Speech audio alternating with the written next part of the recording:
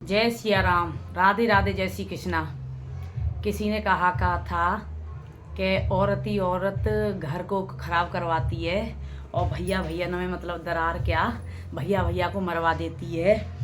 तो मैंने एक वीडियो डाली थी कि जो रावण के और उसके ऊपर डाली थी कि नारी का सम्मान नहीं करते हैं तो अपने आप ही वो तो झगड़ा होता ही है। कोई सहन भी नहीं कर पाता है, कोई इंसान भी हो तब भी नहीं सहन कर पाता है। वो तो भगवान थे तो क्या हो जाएगा।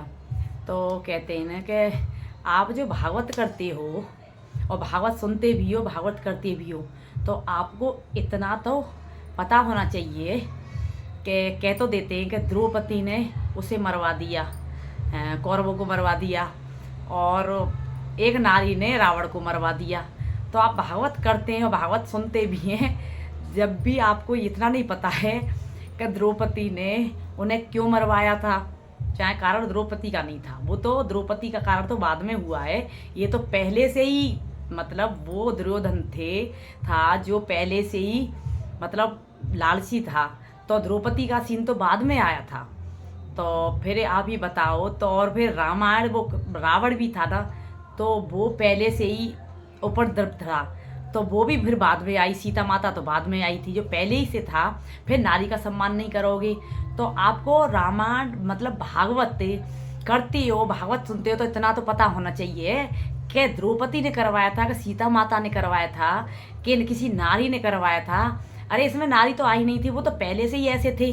वो नारी का करते करते अपमान पहले से ऐसे थे, धीरे धीरे अपमान कर रहे थे ना, तो फिर उनका अंत तो होगा ही होगा। तो आप भागवत करते हो, भागवत सुनते हो, कोई भी हो।